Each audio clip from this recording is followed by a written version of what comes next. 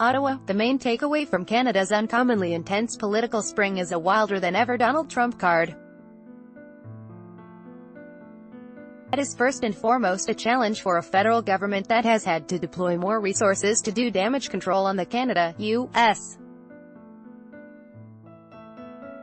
front than any of its recent predecessors, with so far less than optimal results. The actions and policies of U.S. President Donald Trump are requiring the attention of all three federal parties and many provinces, and overtaking domestic political agendas, Chantal Hebert writes, Salwan Georges, The Washington Post. But it is not only Justin Trudeau's agenda that has been upended by the Trump factor. With every passing day, the political conversation on and off Parliament is being reshaped by the whims of the current occupant of the White House. And while the Prime Minister has borne the brunt of Trump's Twitter storms, his opposition rivals are also having to scramble to adjust to an ever-shifting landscape. Take the issue of asylum seekers. Ottawa has been bracing for months for a summer influx of irregular border crossers coming in from the U.S. The official opposition has been determined to score points on this hot-button issue. Article continued. Bella. One day, one of the G7 summit Conservative leader Andrew Scheer traveled the Quebec rural road most used by asylum seekers to promote his party's contention that the entire Canada-U.S. border should be declared an official point of entry. He might not be returning anytime soon. The Canada-U.S. Safe Third Country Agreement allows Canadian border authorities to turn back would-be asylum seekers already on American soil at an official point of entry. Extending that status to the whole border would presumably allow Canada to summarily turn back anyone seeking to cross from the U.S. for asylum purposes. But having now been exposed to the dire consequences of the application of Trump's zero-tolerance immigration policy on migrant children and their families, more Canadians could find the Conservative solution of making the border as hermetic to asylum seekers as possible politically unpalatable. In more normal circumstances, Trudeau's extraordinary decision to take on the expansion of the Alberta to BC Kinder Morgan pipeline would have been the policy highlight of the season. For reasons ranging from economics to the environment, it is both a high-risk and defining political move. Even among Canadians who do support the expansion of the pipeline, feelings about the federal government owning the infrastructure are decisively mixed. But opinions on that may shift as more voters come around to the notion that exceptional times may call for exceptional measures.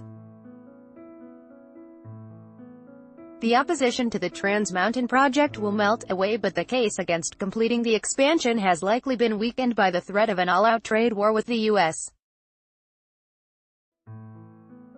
and the sense that Canada does need to develop alternative markets. Cannabis politics. Prior to Trump's G7 antics, Quebec and Ottawa were poised to do battle over some of the regulations dealing with the legalization of cannabis. Article continued below. Trudeau's determination to allow Canadians to grow a small quantity of cannabis at home put Ottawa on a collision course with provinces such as Quebec and Manitoba that wanted the latitude to prohibit the practice. To varying degrees, Quebec election campaigns have usually featured some jostling among the parties for the position of best provincial champion vis-a-vis the federal government. Trump's escalating rhetoric dwarfed the prospect of expanding a lot of energy on a federal-provincial war over a few cannabis plants. If Premier Philippe Couillard can help it, Quebec's ballot box question will at least in part revolve around the possible damage to the province of Trump's vagaries and the party best placed to mitigate it. In the wake of Trudeau's decision to impose retaliatory tariffs on the U.S., the Prime Minister's flagging approval ratings shot up. And that led to speculation about a snap summer election. The geopolitical circumstances under which Trudeau obtained his mandate in 2015 have changed dramatically. But even if Canada's parties were adult enough to conduct a fact-based election conversation about the best way to address the Trump factor, they would ultimately still be debating hypothetical scenarios. If the past year has demonstrated anything, it is that when it comes to Trump, reality usually turns out to be beyond the range of any reasonable politician's imagination. Canada's political class has so far succeeded in not negotiating with itself as it negotiates with an unpredictable and not always coherent White House tenant. That consensual front would be the first casualty of a summer election. That is not to say that there could not at some point be a reason to jump the gun on the scheduled October 2019 election date. If, for instance, the government's options came to boil down to living without NAFTA or keeping the tripartite trade accord at the cost of some major structural concessions, a case could be made that voters should be brought in the loop. It may come to that, but we are not there yet. Chantal Hebert is a columnist based in Ottawa covering politics. Follow her on Twitter, @ChantalBert.